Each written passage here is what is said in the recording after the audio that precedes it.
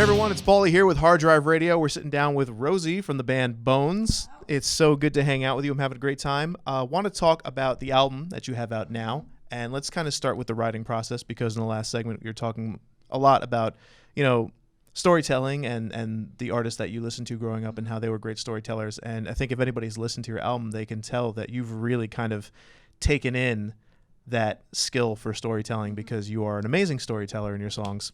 So when you sit down to write songs, I mean, how long have you been working on the collection of songs that came out in this self-titled album?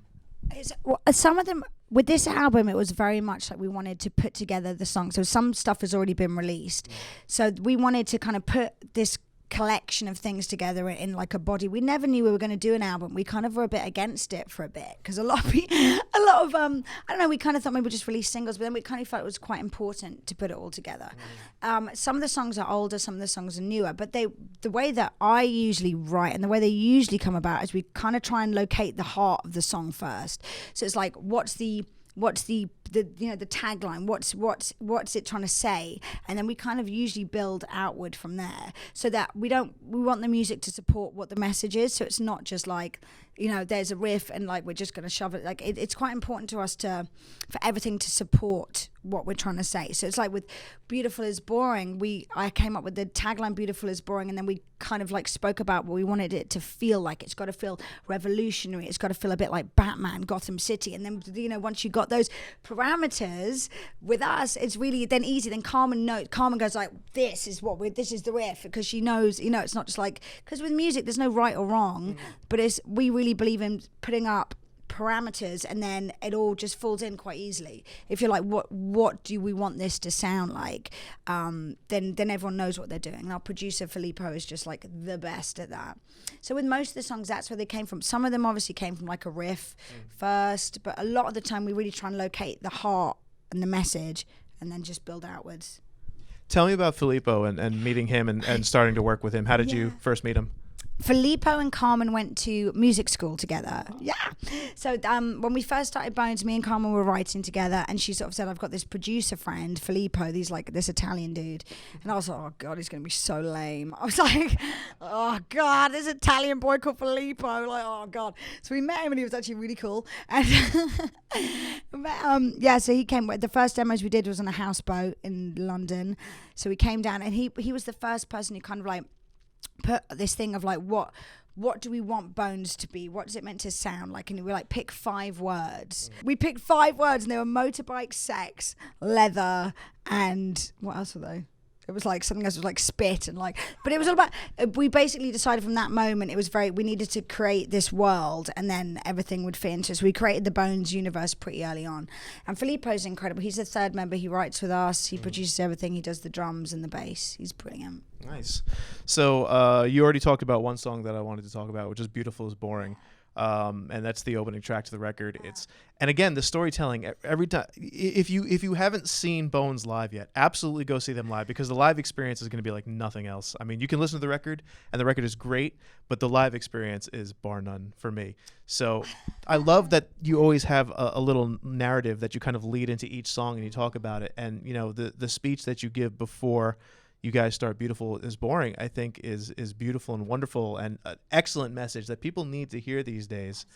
And so, I mean, when you wrote that song, did you already know that you were going to preface it with that, or is that something that just kind of came about? It came about, and it's like morphing into more and more of a monster. I think there was one tour when I started sort of doing a bit of I wanted to just like make sure people understood it, because Beautiful is Boring is like a phrase that people can misunderstand. So it came from that. Like, I needed it to be clear. Some people are like, but beautiful things aren't boring. It's like, no, it's not about that. It's like, but you guys are beautiful. It's like, no, it's not the point. It's like, so I wanted to explain that it's like, it's beautiful as in like, it's beautiful as in what, that manufactured unrealistic expectation of beauty. Exactly. It's that thing. That's the boring thing. So it was really important for me to explain that. And then from that explanation, it just became like a bigger and bigger beast.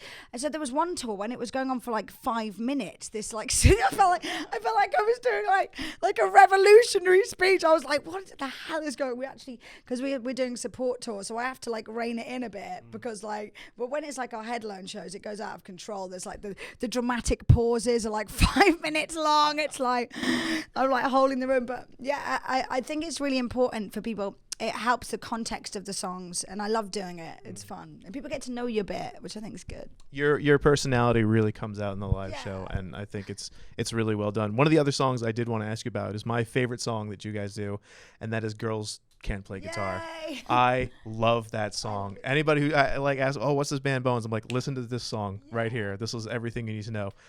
Tell me about writing that one, and like, was that a real experience? Yeah, so I'll tell the story. Yeah, we did this gig in Camden, where we come from Camden, and we did this gig, and this guy actually came up to us after the show, and he was like, started it with saying how great he thought we were. He was like, "You guys are so amazing, you blew my mind tonight." We were like, "Wow, this guy's really nice," and gave him a bit of time. And then he said at the end of the thing, at the end of this compliment, he then said, "But although you're really good, you'll never be as good as my band because girls can't play guitar as boys. It's unfortunate, but it's a fact." At which point we were like, "Oh my God, what the hell?" And like some of our friends got involved. There was like boys like hustling him. We were like, "Go on then, let's see you playing guitar then, mate. Come on." It was like it got really intense. So this guy who shall not be named, poor guy, I don't know where he is now. So then literally the next morning after this happened, I called Carmen and said we were going to write a song called "Girls Can't Play Guitar."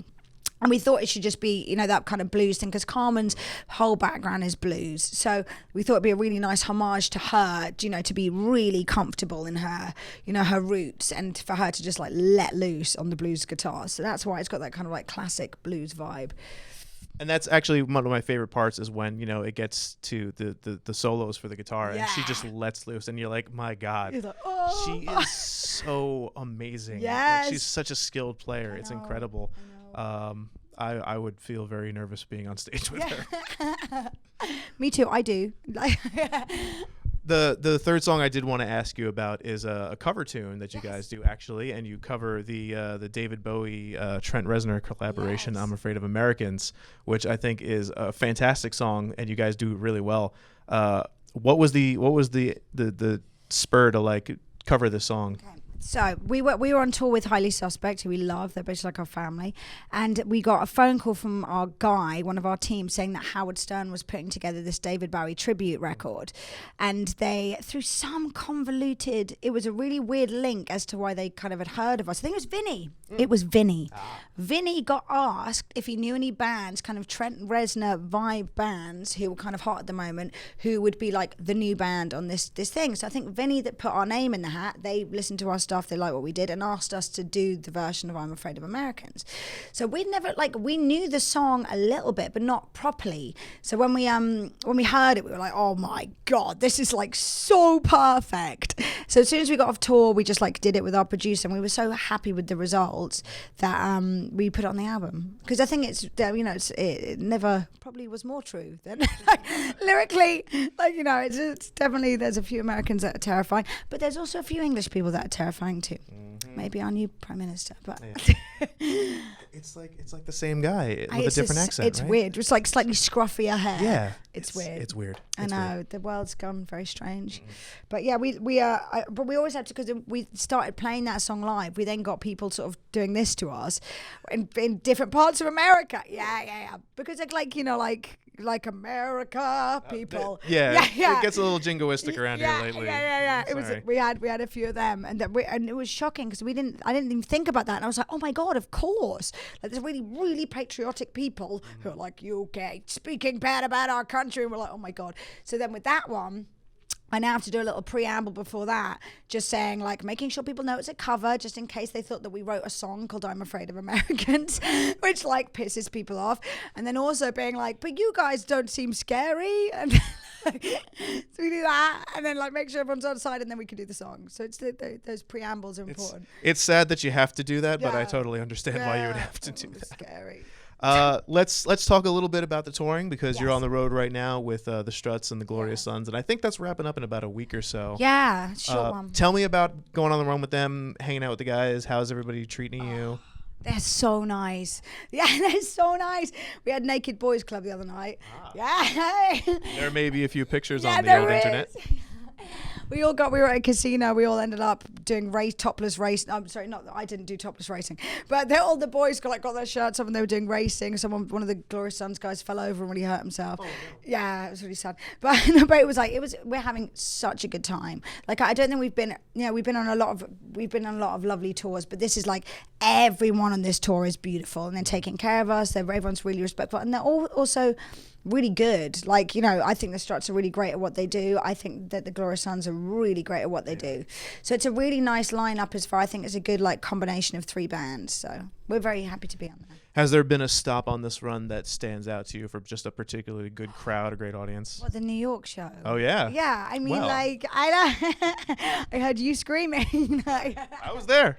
Yeah, it was so beautiful. It was on this rooftop. I think it's a new venue. Correct me if I'm wrong. It is. Yeah, so it was beautiful, and it was just like, the New York scenery all around. And we've been playing, because we're first on, it's usually daylight, but it was one of the, which is never, I never really like doing daylight shows, but because this was so beautiful, it was just such a special experience. And it was their big show, the Struts' big show. They came on a motorbike and there was fire, and it was like everyone was like really charged. So that was a beautiful experience.